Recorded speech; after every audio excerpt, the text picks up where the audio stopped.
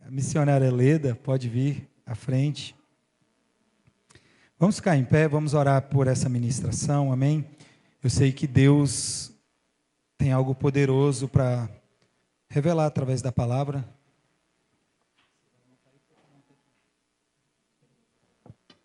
Amém.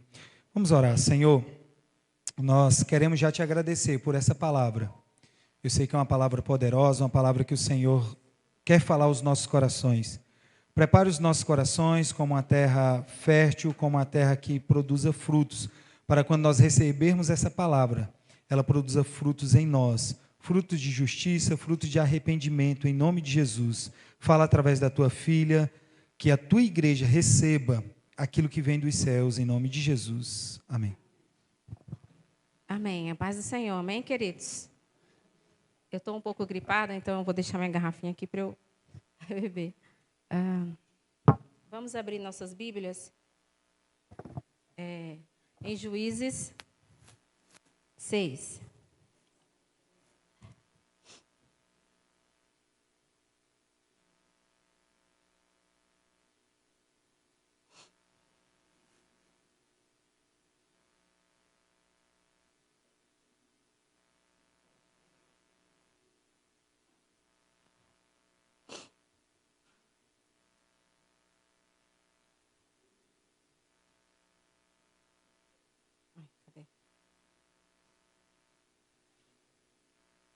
Juízes 6.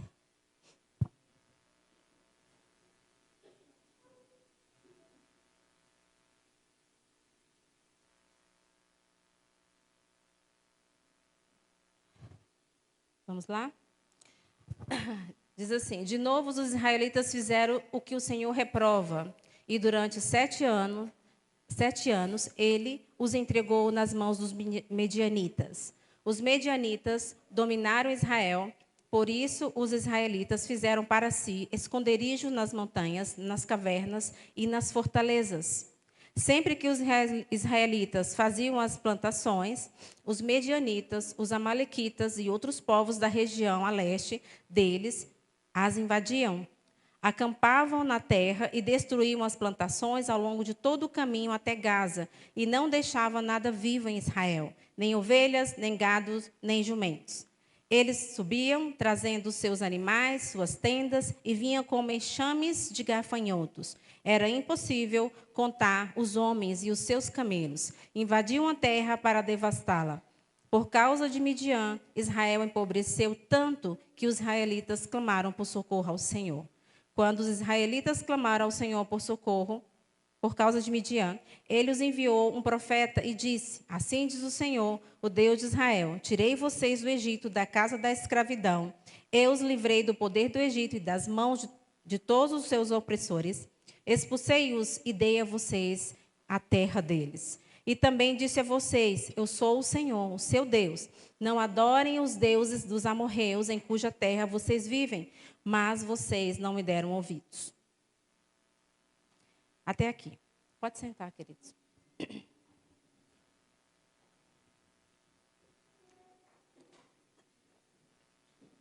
Já começou o tempo, agora tem que começar.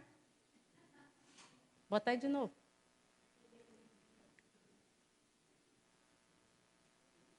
Tem um controlezinho aqui, viu? Então tá, eu vou tentar falar o mais rápido vou falar rápido para eu falar tudo que o Senhor colocou no meu coração, eu vou tentar falar tudo.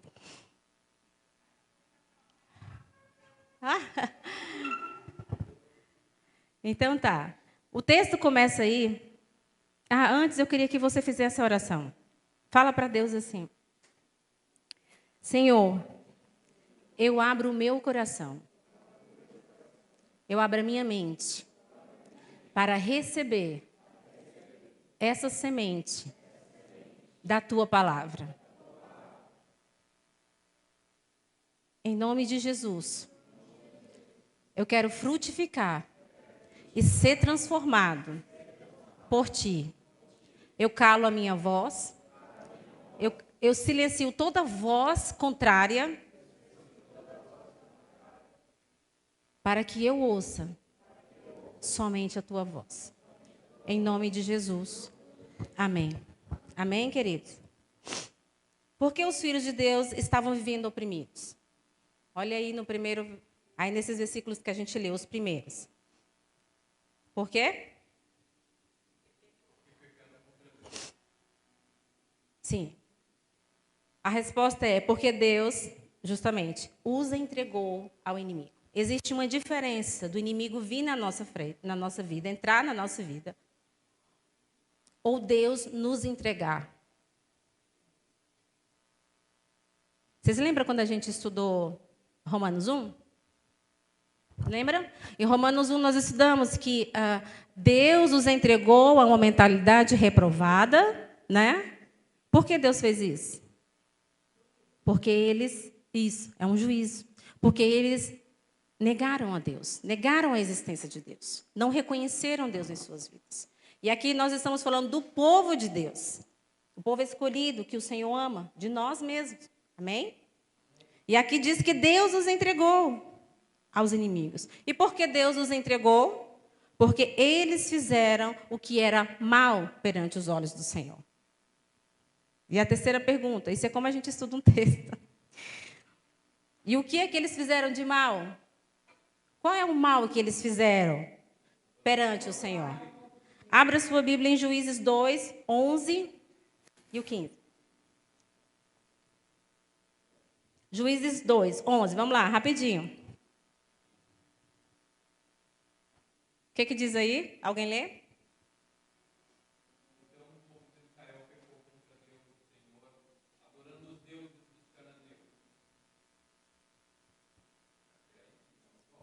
Não, pode ler até o 15. Do 11 ao 15, é o do 11 ao 15.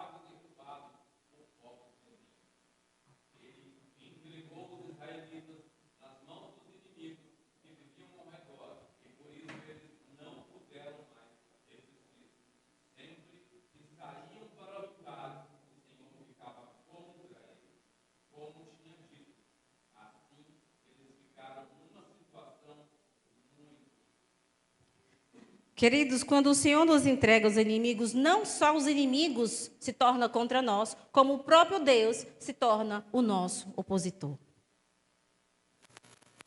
O próprio Deus se opunha a eles e não deixava que eles ganhassem e saíssem vitoriosos. Como foi dito aqui, hoje o culto foi todo sobre isso. O louvor, a adoração, a introdução, a palavra, o João também falou do vinho, que nós vamos falar aqui. Tudo foi sobre isso. Eles quebraram qual mandamento?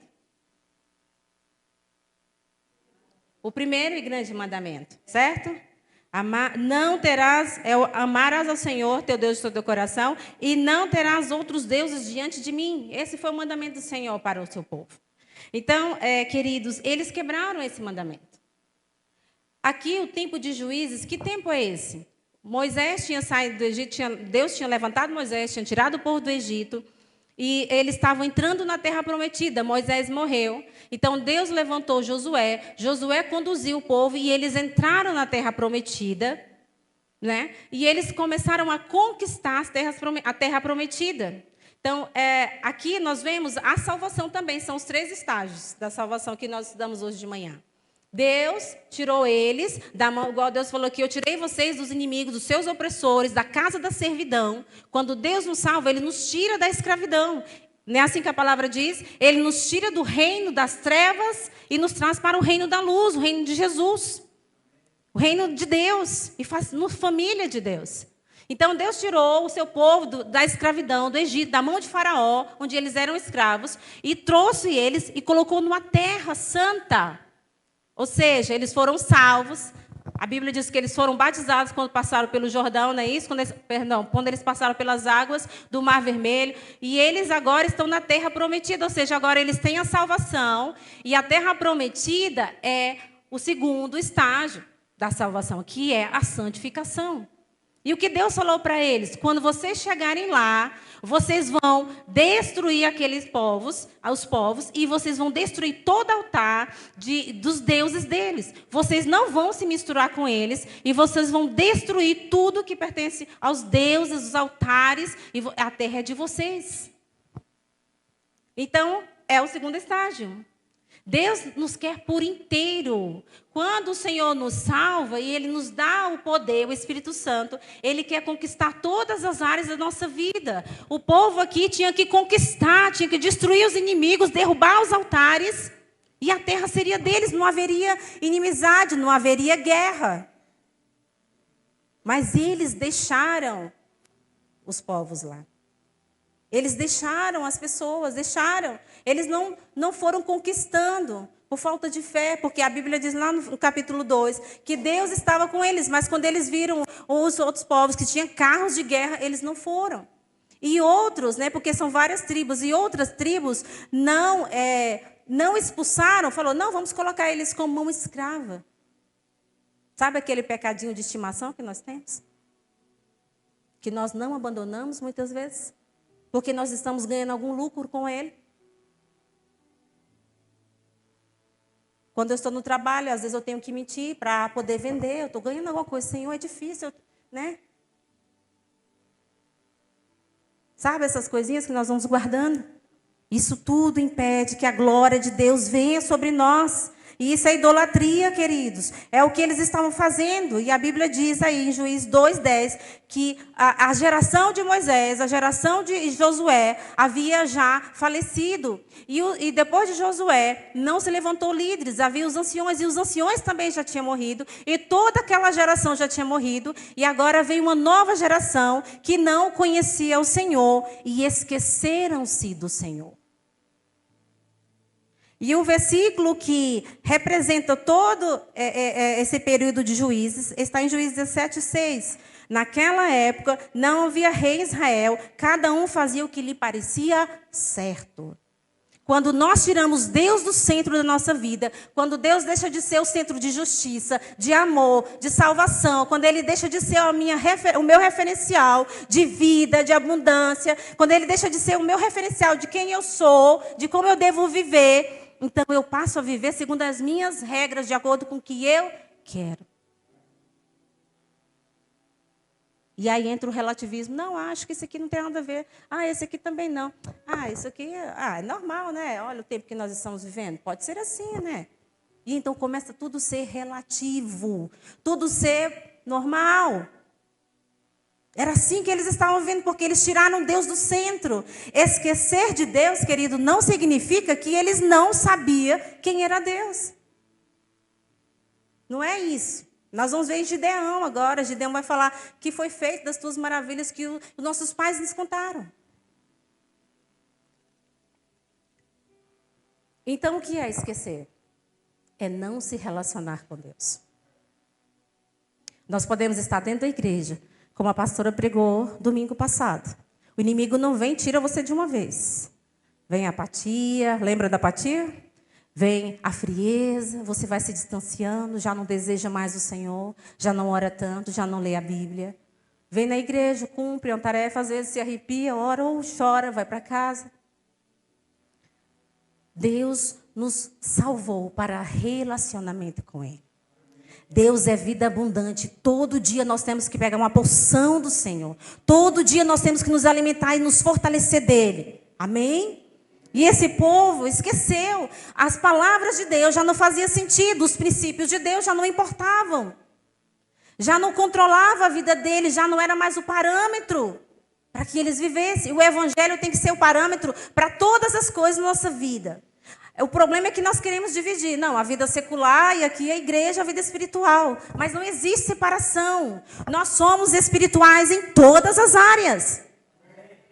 Trabalho é espiritual, namoro é espiritual, sexo é espiritual, relacionamento é espiritual, tudo é espiritual. A Bíblia diz, tudo que vocês fizerem, faça para a glória de Deus. Tomar água é para a glória de Deus.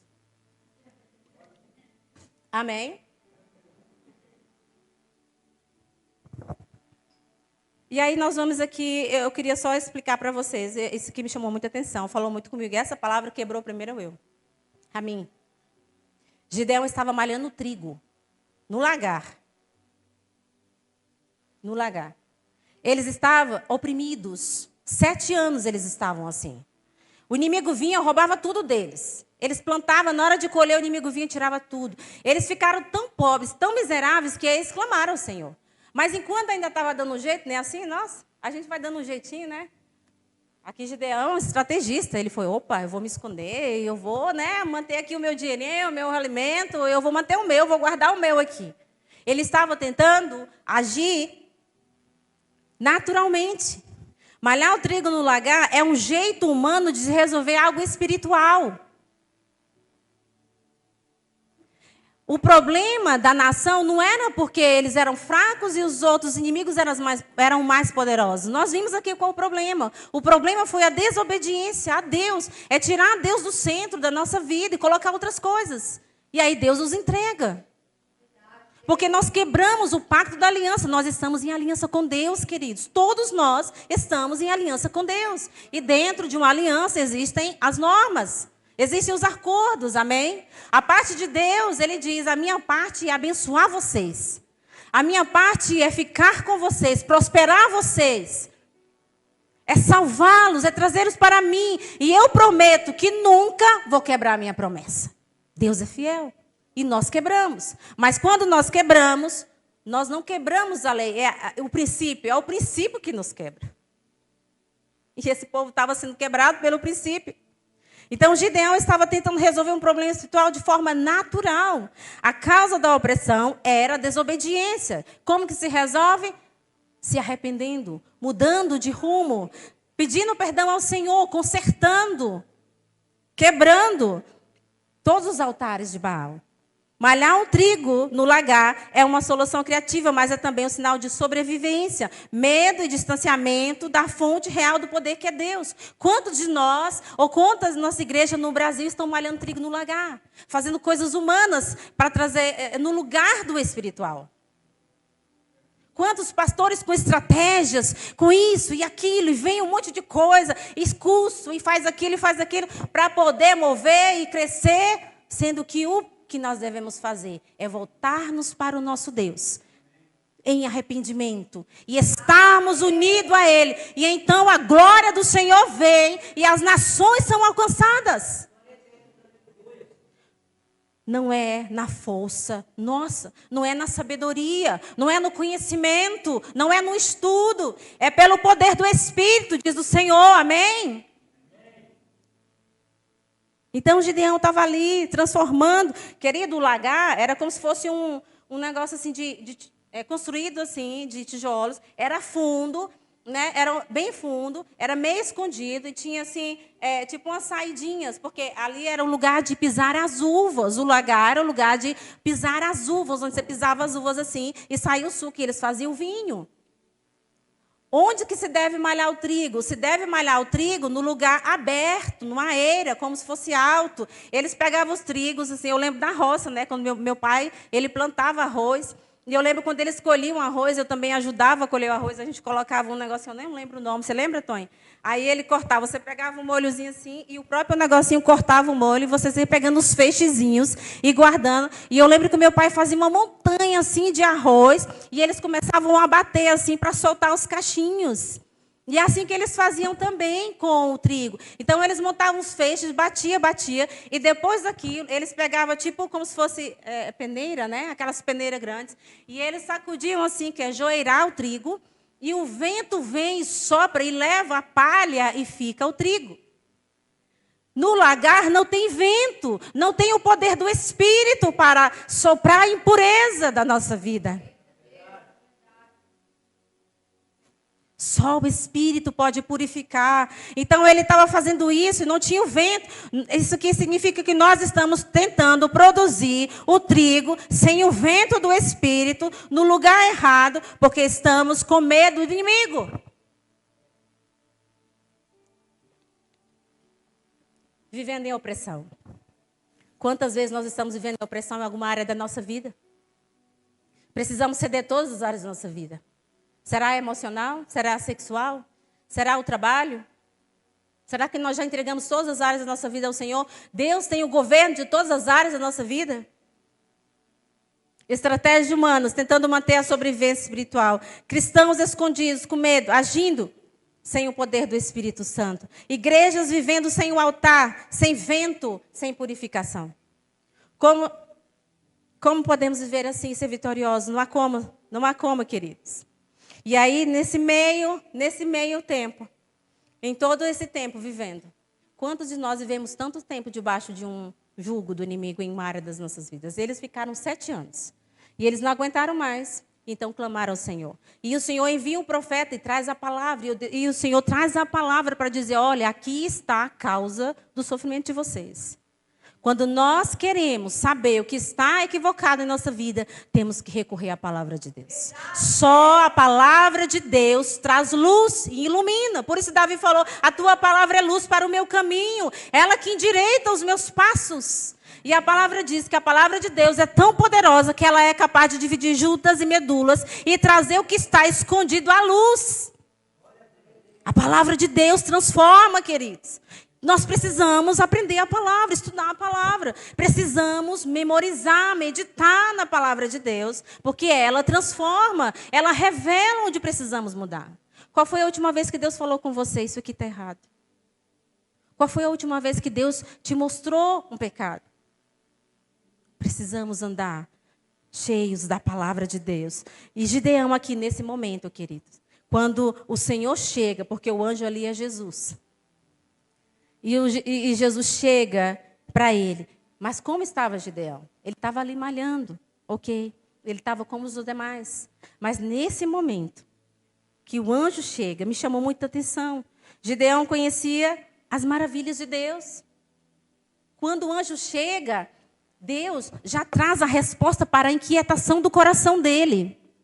Porque não é assim quando nós estamos, às vezes, passando uma tribulação, um problema muito difícil na nossa vida. E às vezes nós ficamos, Senhor, será que o Senhor está conosco mesmo? Às vezes nós chegamos a duvidar. Será que, o que tem? O que está acontecendo? E nós começamos a entrar em conflito. Deus fez tão poderoso. O Senhor podia mudar isso aqui só com uma palavra. O Senhor podia tirar essa enfermidade de mim. Senhor, o Senhor podia melhorar a minha vida financeira. Qual o problema? Senhor, o Senhor poderia me dar um filho, é tão fácil.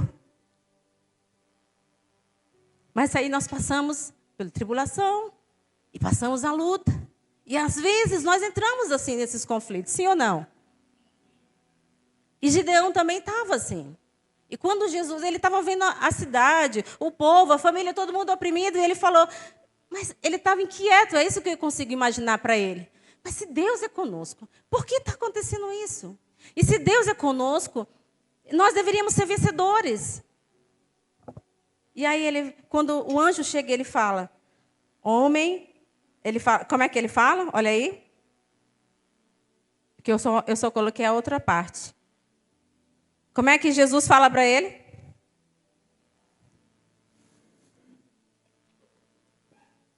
Eu sou contigo, não é isso?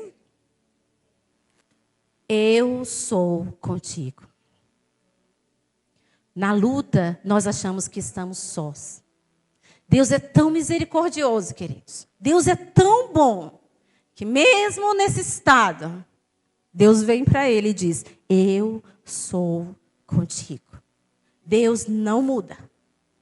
Ele não quebra a sua palavra. Ele é fiel. E ele diz, eu não vou quebrar a minha aliança. Eu prometi e vou cumprir. A Bíblia diz que Jesus nos amou quando estava na cruz. E diz, ele nos amou até o fim. Até o fim, queridos. Ele não vai te abandonar. Mesmo quando nós caímos, a Bíblia diz, o justo cairá 7 vezes, mas levantará, porque é a mão do Senhor que sustenta. Amém? Não é na nossa força, é na força do nosso Deus. E Gideão diz, o que foi feito das tuas maravilhas? Os nossos pais nos contaram. Tu abriste o mar vermelho. Destruíste os nossos inimigos. Quantas coisas lindas o Senhor fez. E ele ali sofrendo e pensando, Deus, tanto que o Senhor já fez. Queridos, você tem desejado ver as grandezas de Deus na sua vida? Você tem desejado viver o milagre de Deus em você? Ou você está acomodado com o que você tem de Deus hoje? Está bem para você viver assim? Ou você tem sonhado, anelado, e você está inconformado com a situação que você vive hoje? Eu estou inconformada. Eu falei, Deus, eu te conheço. Eu sei quem tu és. Eu sei que tu és poderoso para fazer tanta coisa maravilhosa. Eu quero viver esses milagres na minha vida, amém? Você quer viver os milagres de Deus na sua vida? Comece a desejar a Ele. Comece a anelar a presença dEle. Comece a meditar, porque foi isso que aconteceu com Gideão. Ele estava desejando, e quando Jesus chega, quando o anjo chega, a primeira coisa que ele fala: onde estão as tuas maravilhas? Onde estão? Por que está acontecendo tudo isso? Nós temos que nos incomodar com a situação. Não podemos ficar quieto. É assim mesmo. Não, é a dureza. Não, queridos. Amém? Deus tem muito mais para nós. É vida abundante que Deus tem em todas as áreas. Precisamos desejar, precisamos querer mais. E Jesus fala para ele, o anjo fala, vai na tua força. A tua inquietação será o início do meu agir. Amém? A sua inquietação significa que ainda há fogo em você. Ainda há esperança, há desejo pela presença de Deus. E só precisa dessa inquietação, dessa angústia de dizer, não quero mais viver assim. Quero ser diferente. Quero ser vitorioso. Quero viver as promessas de Deus aqui na terra.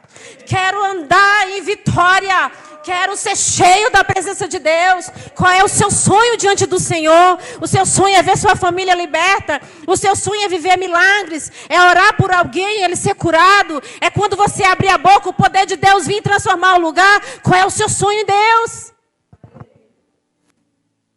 E Gideão tinha um sonho de ver a libertação de Deus. Gideão queria ver o poder de Deus agindo e libertando ele dos inimigos.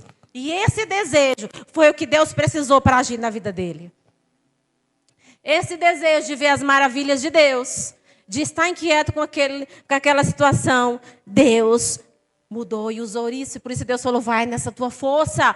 Porque a fé dele era, Senhor, eu sei que tu podes fazer, o Senhor nos entregou, mas o Senhor é maravilhoso, o Senhor tem poder. Amém? Não se sinta pequeno diante dos problemas, Deus te vê grande. Foi assim que Jesus falou para Gideão, você é forte, vai nessa tua força. E ele fala, como eu vou fazer? Jesus fala, eu sou contigo. Eu estou te enviando, eu sou contigo. Nossas vitórias não vêm da nossa força. Devemos olhar para o Senhor, amém? Deus não rejeita um coração desejoso por Ele. Deus não resiste um coração quebrantado. Ele diz em Isaías 44:3, porque derramarei água sobre o sedento, torrente sobre a terra seca, derramarei o meu espírito sobre a tua posteridade e a minha bênção sobre os teus descendentes. Promessa do Senhor. Há um coração sedento aqui nessa manhã pela presença de Deus. Há um coração aqui com sede de viver o poder do Espírito Santo.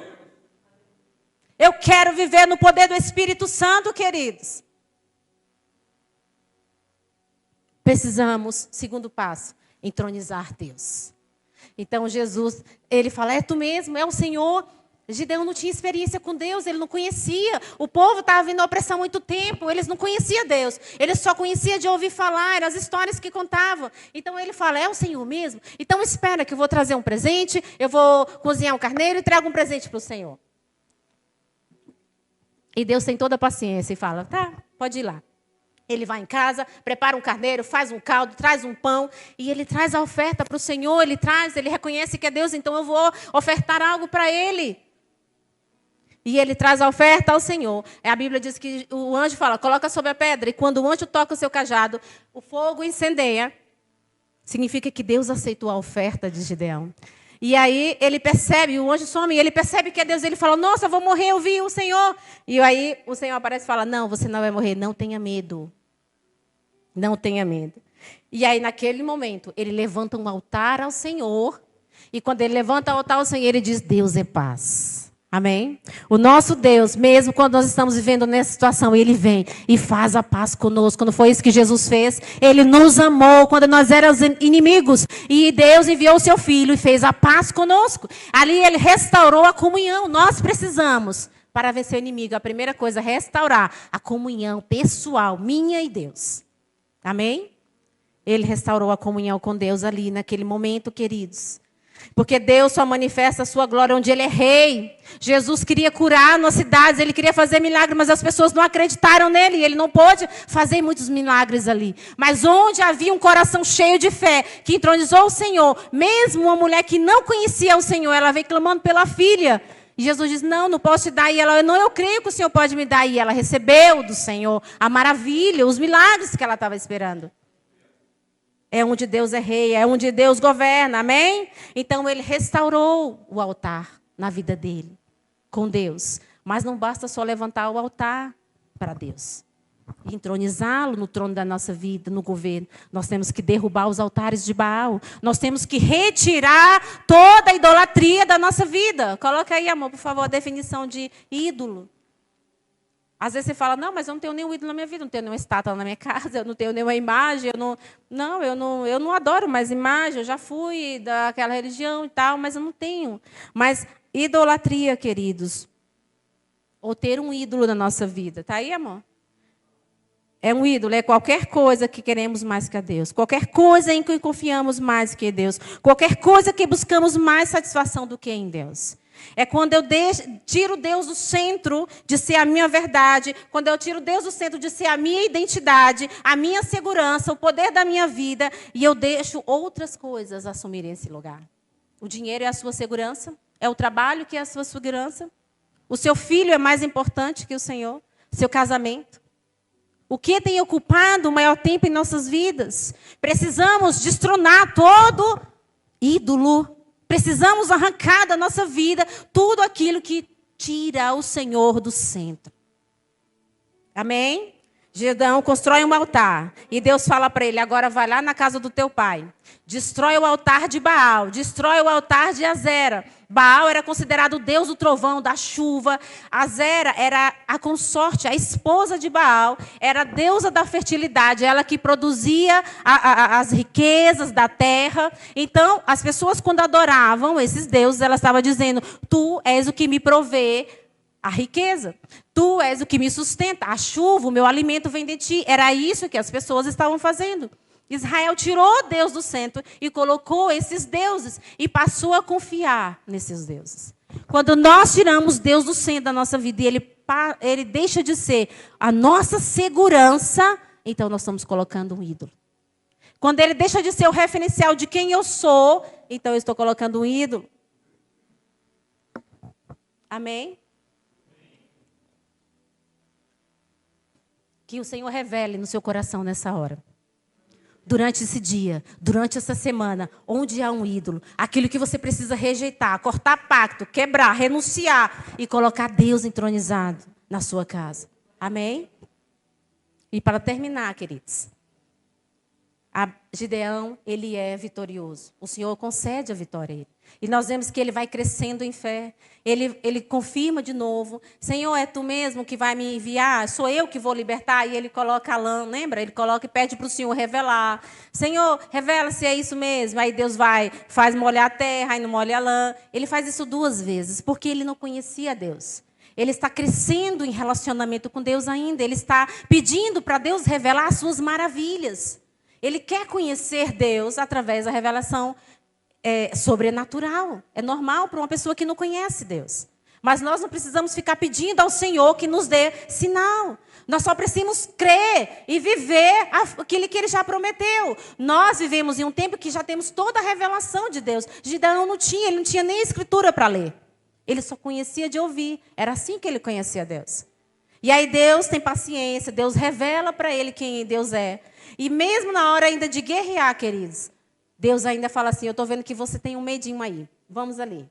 Vou tratar isso em você. Aí Deus fala, pega o seu moço e vai lá no arraial dos inimigos. Porque os inimigos tinham vindo e estavam assim, a Bíblia diz que era 135 mil homens. A terra parecia gafanhotos assim deles. Aí Deus fala, pega o seu moço e vamos lá que eu vou tirar esse único empecilho que está na sua vida para que você veja a minha glória. O temor, a falta de fé impede de nós vermos a glória de Deus. Mas o Senhor tem paciência quando nós buscamos e queremos conhecê-lo. E Ele vai nos limpando e tirando as nossas dúvidas, amém?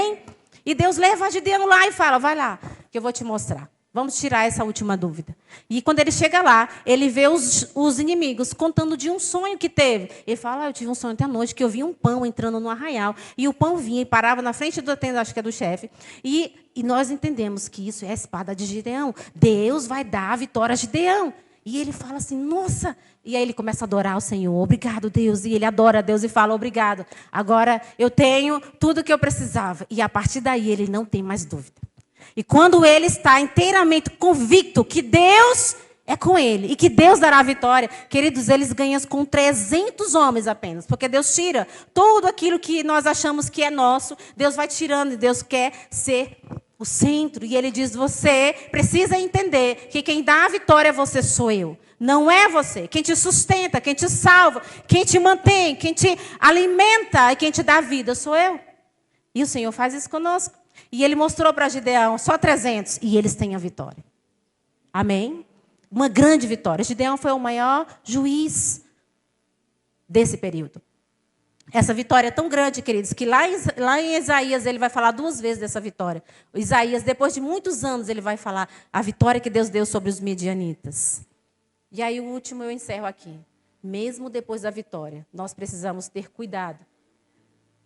A Bíblia diz que é para permanecermos de pé depois de havermos vencido. Né? Está lá em Efésios, permanecei firmes, depois de haver vencido, permanecei firmes no Senhor, na palavra do Senhor. E foi o que faltou a Gideão. Porque ele vence a batalha, e então depois de vencer a batalha, as pessoas chegam para ele e falam, reina sobre nós. E aí ele fala, não, o rei será o Senhor, porque realmente o rei é o Senhor. E ele rejeita naquele momento, mas ele vai e pede os tesouros, as riquezas das pessoas. Fala, me dá aí uma ofertinha. Me dá uma ofertinha aí que eu vou levar. E aí ele leva, não sei, acho que é mais de quase 40 quilos de ouro. Ele pega vestes reais, as pessoas enchem ele de presente. E ele volta para a cidade dele, vitorioso. E ele pega esse ouro e faz uma estola sacerdotal. Coloca aí, por favor. E ele faz uma estola sacerdotal. E o que é uma estola sacerdotal? É uma veste que era do sumo sacerdote, uma veste para ser usada no templo onde o sacerdote ministrava ao Senhor. Era um instrumento, tinha um peitoral, vocês estão vendo a imagem?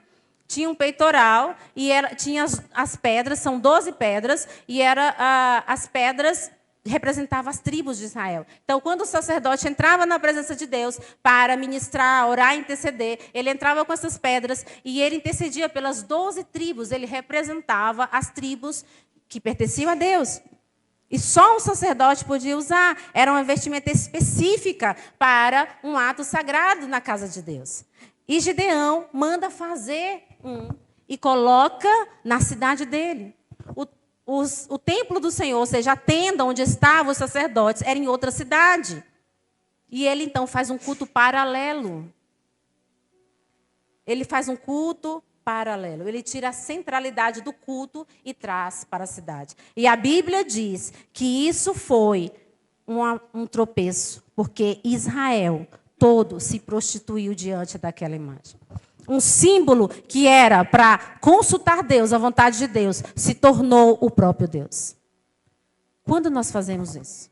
Quando nós pegamos instrumentos que é só para alcançar, chegar a Deus e tornamos aquilo o próprio Deus da nossa vida. Foi laço para Gideão, porque a casa dele foi destruída.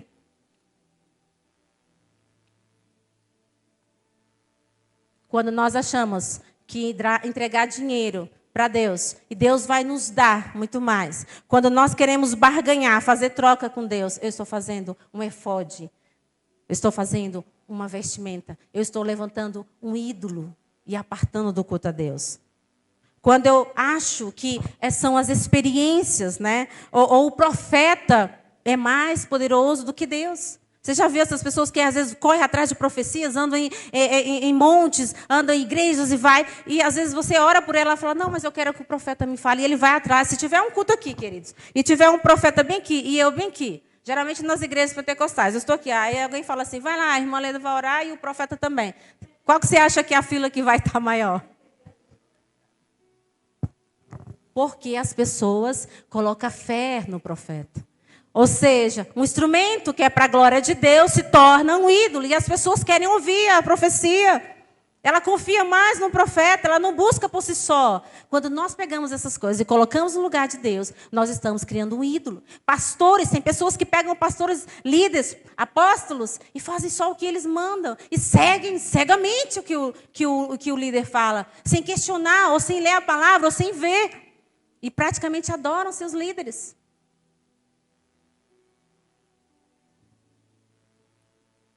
Quando nós pegamos costumes, tradições e colocamos no lugar de Deus, acima da palavra de Deus, nós também estamos levantando ídolos. E aqui eu encerro. O que nós temos colocado no lugar do Senhor, querido? Eu quero convidar você a ficar de pé. Vamos orar. Você tem algum aviso? Nós vamos orar ao Senhor. A palavra de domingo passado, ela foi um chamado de Deus para nós. Um chamado para voltarmos para Deus. Hoje Deus continua falando, eu não combinei nada com a pastora. Quando eu vi a palavra de domingo, eu falei, Senhor, Tu estás nos chamando realmente para a intimidade. O Senhor está nos chamando novamente para olhar para Ele. Contemplar a glória de Deus. E retirar toda e qualquer trava, empecilho, bloqueio, para que o Senhor opere em nossas vidas. Precisamos contemplar a glória de Deus, amém? Precisamos olhar para Ele, precisamos viver um evangelho verdadeiro, no dia a dia, dentro da nossa casa, no trabalho. Precisamos ter um relacionamento íntimo com Deus, todos os dias. O evangelho é conhecer a Deus, conhecê-lo, relacionar com Ele, ouvir a voz dEle, ser corrigido, ser animado, exortado, levantado por Deus. A vida cristã não é só isso. Deus tem tanto para nós. Deus tem muito para nós. Precisamos alcançar esse muito. E para isso, precisamos estar inquietos com a nossa situação agora. Precisamos dizer, Senhor, eu não quero estar desse jeito. Pode estar até bom, mas eu quero mais. Eu sei que o Senhor tem mais. Eu sei que o Senhor tem mais para mim. Eu quero mais de Deus. Você deseja mais de Deus, queridos? Entroniza Deus na sua vida. Entroniza Deus nos seus negócios. Coloca Deus no centro do seu casamento. Coloca Deus no centro da sua vida. Deixa Ele decidir por você. Se submeta à vontade de Deus, obedeça. Se submeta ao que o Senhor quer para você. E retire os ídolos. Jogue fora aquilo que está atrapalhando sua vida. É a internet? O que é que está impedindo você de buscar a Deus? Quantas horas você tem buscado o Senhor? Qual é o seu compromisso diante de Deus de buscá-lo? Quanto você tem desfrutado da vida dEle? Da comunhão em casa? É a Netflix? É as redes sociais? É a amizade? O que é que está tirando você da presença de Deus? Deus nos ama. Deus nos quer pertinho. Ele quer nos encher dele, nos fazer como ele. Ele quer encher a terra da glória dele. Eu quero ver a glória de Deus. Você quer ver a glória de Deus, queridos? Eu quero ver a glória de Deus aqui na igreja do Guará. E começa em mim, começa em você. Começa a clamar a Deus aí agora, queridos. Diga para ele o que você quer. Fala para ele os seus sonhos. Diga o que você anela dele, o que você quer viver nele. Fala para ele, queridos, abra sua boca agora, ora, cante, ore, adore e diga, Senhor, eu vou renunciar esse ídolo agora. Eu vou tirar isso da minha vida, tem me atrapalhado, isso tem me impedido. Arranca, lança fora. Senhor, nós queremos nessa manhã, Deus, renovar, como fez Gideão ali contigo. Renovar, Senhor, a nossa vida. Restaurar, Deus, nossa comunhão contigo. Nós queremos, ó Senhor, que Tu esteja no centro da nossa vida. Não adianta viver assim, Senhor, uma vida qualquer. Não adianta, que alegria tem em viver uma vida tão vazia, longe do Senhor. Nós queremos viver uma vida cheia da Tua presença. Nós queremos o Espírito de Deus movendo a nossa vida, sendo transformados à glória e à imagem de Jesus. Por isso, nessa manhã, nós nos arrependemos. Nós queremos colocar aqui, Senhor, diante do Teu altar, todo aquilo que está impedido do Senhor agir. O que é que está impedindo, Espírito Santo? Traz revelação agora à Tua igreja. Traz agora a mente, a memória do Teu povo. Mostra para eles aquilo que tem impedido deles viverem um milagre na vida deles. Porque o Senhor tem rios de vida. O Senhor tem cura. O Senhor tem salvação. O Senhor tem poder e milagres para cada um aqui. Deus, os Teus sonhos são grandes. Os Teus pensamentos são maiores do que o nosso. Nós já fomos livres e queremos viver na liberdade que Jesus nos deu. Nós estamos acima dos principados, das potestades. A igreja não pode ser parada por nada. Mas quando nós pecamos, nós abrimos as portas para o inimigo. Senhor, e nessa manhã nós queremos fechar toda porta que abrimos.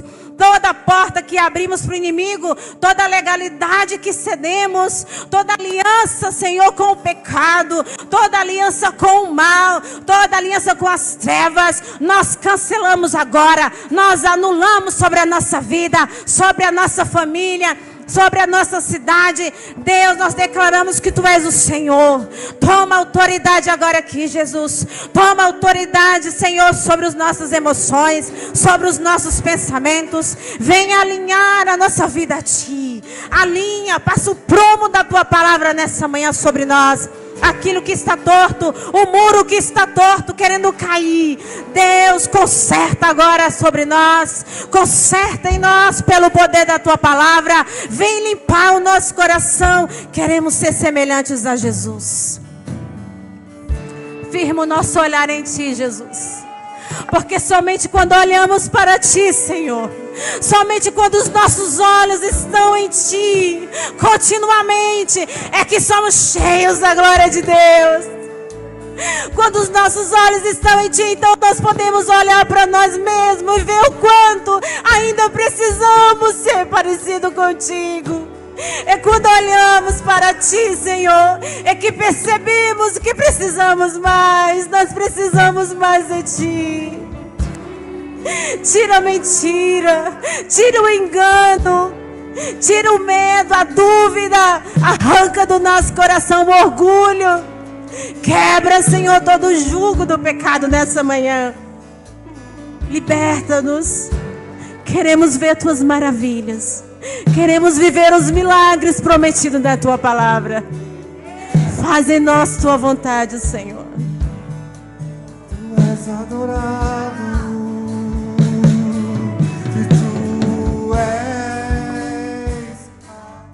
Queridos, se Davi fosse nosso contemporâneo, ele diria que a palavra de Deus é como a ressonância magnética.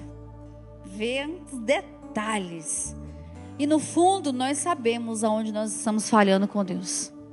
Nós sabemos as amizades que precisam ser quebradas, os contatinhos que precisam ser encerrados, as pequenas mentiras, né? As mentiras que a gente conta, até a nossa dissonância cognitiva. O que é isso? É a mentira que a gente conta pra gente, para poder manter a vida que a gente tem. Sabe? As pequenas trapaças, né? Como é que eu diria? As mentirinhas do dia a dia que faz com que a gente seja trapaceiro, sabe? Eu esqueci agora o nome. A gente sabe o que precisa ser encerrado na nossa vida. A gente sabe o que precisa ser mudado. Mas a gente mente pra gente e a gente mantém aquele ídolo ali. E nós estamos numa geração muito complicada. Eu estou me colocando nisso. Porque nós recebemos pequenas doses de dopamina o tempo todo. O tempo todo no telefone, aquele videozinho rápido, aquela besteirinha que você vê e que te traz uma certa alegria. E nós perdemos o prazer de orar, nós perdemos o prazer de ler a palavra de Deus, nós perdemos o prazer que realmente sustenta. É como alguém que come porcaria o tempo todo. Quem tem filho, quem tem adolescente sabe, toda hora. Cadê a Helena? Tá lá dentro, né? Eu estava brigando com a Helena na vigília, porque o bichinho formiga gosta de comer um doce. É tipo isso, toda hora está comendo alguma coisinha, mas na hora de comer, aquilo que sustenta, não tem fome. E aí nós estamos enfraquecidos porque nós não nos alimentamos da palavra de Deus. E é a palavra de Deus que vai nos dar graça e vigor para vencermos as nossas fraquezas. Amém, queridos? E eu testemunho com relação a isso, porque uma época eu e João viajávamos muito. E no início a viagem para a gente era que paz, que bênção. Nossa, Deus, a gente voltava totalmente revigorado. Mas foram passando os anos e aquilo começou a se tornar um ídolo. Como? Eu estou muito estressada, preciso viajar. Eu estou muito cansado, eu não consigo processar, eu preciso o quê? Viajar. E eu viajava bastante. Isso para mim, tá, queridos? E eu lembro que lá para 2022, eu falei, Senhor, isso está errado. Eu não posso ficar cansada, estressada, que eu quero viajar. E eu lembro daquela música da Laura Sogueles, né, que é Em Teus Braços é o meu descanso. Nós queremos pegar os pequenos ídolos, os pequenos prazeres e colocarmos no lugar que o Senhor pode. Não é que não seja lícito, mas eu não posso colocar isso em primeiro lugar. Porque quando eu era pobre, adolescente, eu estava cansado, o que eu ia fazer, irmãos? Orar. E ainda orava, Senhor, me dá uma noite de sono que eu revigore minhas forças. Sabe? Eu não tinha plano de saúde, gente, estava doente, o que eu ia fazer? Orar. Primeiro orava, depois tomava um remédio. Era assim. Sabe assim, você orava, pedia oração primeiro, você orava, pedia oração de novo, não curava, aí você tomava um remédio. Nós hoje temos a pressa de satisfazer o nosso desejo, os nossos anseios e as nossas necessidades. E nos esquecemos de entrar na presença do Senhor. E principalmente de viver a presença do Senhor diariamente na nossa vida. Gente, eu estou citando o exemplo da viagem porque foi uma coisa que aconteceu comigo, tá? Foi um ídolo meu. E que o Senhor trabalhou no meu coração. Amém, queridos? Nós vamos passar um vídeo para vocês agora. E eu quero que vocês... coloquem numa altura boa, Alisson. Que vocês observem o lugar... E, principalmente, a alegria dessas pessoas. Amém? Pode soltar aí. Domingo, dia de congregar, dia de apoiar as igrejas aqui da região. Já estou aqui, na Bike Taxi.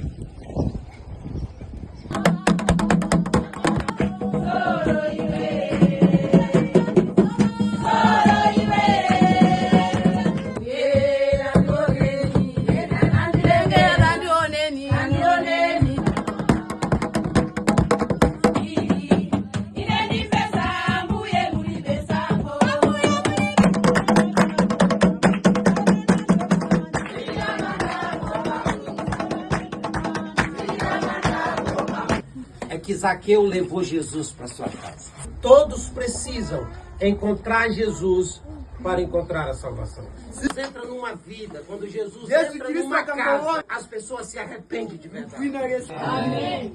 Hoje tem salvação na sua casa. Glória a Deus. Queridos, quem aqui arde no coração e tem vontade de ir para um lugar como esse? Levanta a mão aí. Pode levantar. Quem aí arde? Amém. Louvado seja o nome do Senhor. Nós estamos orando a Deus para que Deus desperte o espírito das pessoas, que Ele tem um propósito com isso. E para que a nossa igreja seja uma igreja que envia. Que a pessoa chegue aqui, conheça Jesus, seja treinada, seja na mídia, seja no som, seja na intercessão, e que ela seja enviada. Nós não queremos ganhar pessoas para ficar com aquela igreja do tamanho do mundo, que frutifica só dentro, sabe? Nós queremos enviar para que o nome do Senhor seja glorificado e o evangelho seja multiplicado. Amém? Durante muito tempo na minha vida, eu ardi por missões. E eu orava ardentemente, Senhor, me envia, me envia, me envia. Mas eu nasci com um rim só. Eu só nasci com um rim, gente. Nasci assim, Deus me cuidou assim até os 25 anos, até eu descobrir. E eu lembro que eu orava ardentemente por missões. Me envia, Senhor. E um dia eu tive um sonho muito forte. Eu sonhei que eu estava num pau de arara. Todo mundo sabe o que é pau de arara? Todo mundo sabe. E que eu estava com muita dor, porque não tinha água. Não tinha água potável, a água era suja. E eu lembro no final daquele sonho, o Espírito Santo falava assim para mim, você realmente quer ir? E aí eu entendi da parte de Deus que Ele não tinha aquilo para mim. Mas que eu poderia continuar sendo uma missionária, mantendo os missionários lá. E eu quero convidar você, que não tem o desejo ardente de ir, mas que ama ver esse tipo de trabalho. Porque não é prazeroso? É lindo você ver. E tem outros tantos vídeos que você fala assim, meu Deus, esse povo tem tão pouco, é tão feliz, agradece tanto ao Senhor. Você é um missionário sustentando. Você talvez não tenha disposição no seu coração, porque Deus não plantou, Ele não tem isso para você. De você deixar a sua casa, de você abandonar tudo que você tem aqui, sua carreira e ir lá servir. Sabe? Não ser visto, servir nas trincheiras. Mas você pode ser um missionário. E você vai ter o mesmo galardão se você mantiver uma obra como essa. Quem dá um copo de água para um profeta tem galardão de quê? De profeta. Se você sustenta um missionário, qual que é o seu galardão? De missionário. Não é isso? Então eu quero convocar. Irmãos, é uma convocação. Todo final de mês nós vamos convocar os irmãos a doarem para essa missão resgata R$30. Gente, R$30 não paga nenhum hambúrguer que a gente paga ali. Quanto é que é o hambúrguer que a gente compra? A gente não, porque eu não como mais.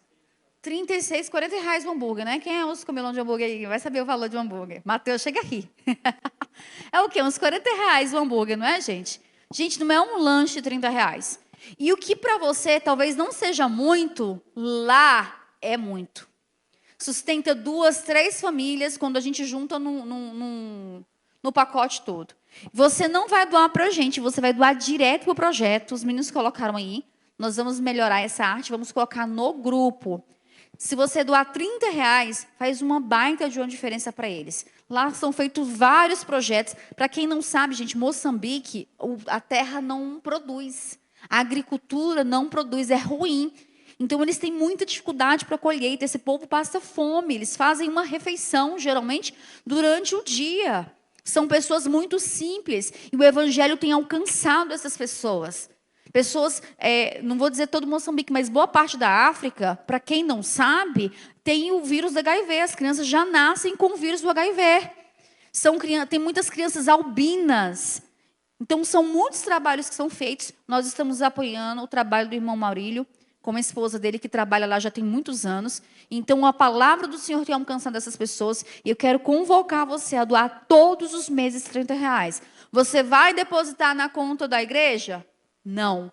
Você vai depositar direto, vai fazer transferência, o Pix direto para a conta da Missão Resgata. Amém? Você doando, você tem galardão de profeta. É como se você estivesse lá. A alma que é ganha, a pessoa que é salva, sua mão também está lá, seu galardão também está lá. Amém, queridos?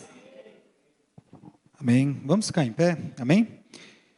Irmãos, é isso. A palavra do Senhor, ela nos diz que quando nós doamos com alegria. O João leu hoje aqui que honramos ao Senhor, né, com o princípio daquilo que nós temos.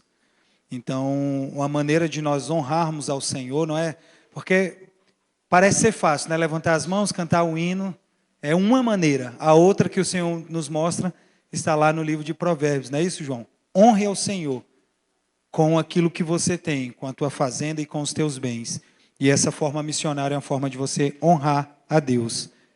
Pode falar. E, irmãos, só para reforçar o que a pastora falou, louva ao Senhor pela vida dos nossos pastores que estão abraçando essa missão. Eu tenho certeza que o Senhor ele vai abençoar de forma poderosa a vida daquelas pessoas.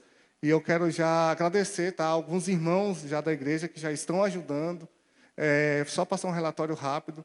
Nossa meta era R$500, mas, glórias a Deus, nós conseguimos levantar R$250 e já enviamos para o pastor Maurílio, tá?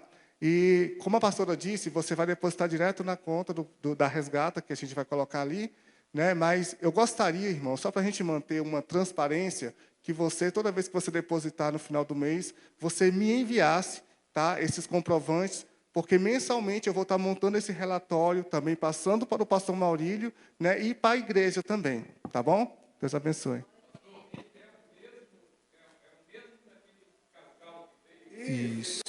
Isso, é ele mesmo. esse trabalho é ele que faz. Irmãos, imagine, é como se a Sem Guará tivesse uma igreja lá, porque está sustentando um pastor para manter uma igreja lá fora. Então, assim, é prazeroso nós sabermos que nós, como comunidade, estamos mantendo uma porta aberta e missões, amém? E eu creio que isso é só um início, que Deus vai começar a enviar pessoas aqui, pastores, missionários, para ajudar naquele trabalho, amém? Vamos orar e agradecer ao Senhor. Eu agradeço, eu louvo ao Senhor pelas ministrações, aquilo que Deus está falando aos nossos corações. Irmãos, e tem sido mensagens poderosas. Semana passada a pastora Luma trouxe, quando foi na vigília, Deus foi lá e nos confrontou novamente. Hoje Deus nos chamando para perto dele. E para finalizar, o pior castigo de Deus está lá em Romanos 1, 24. Deus entregou o homem às suas próprias paixões. Quando Deus entrega o homem a si mesmo, é um pior castigo. O abandono de Deus é o pior castigo para o homem.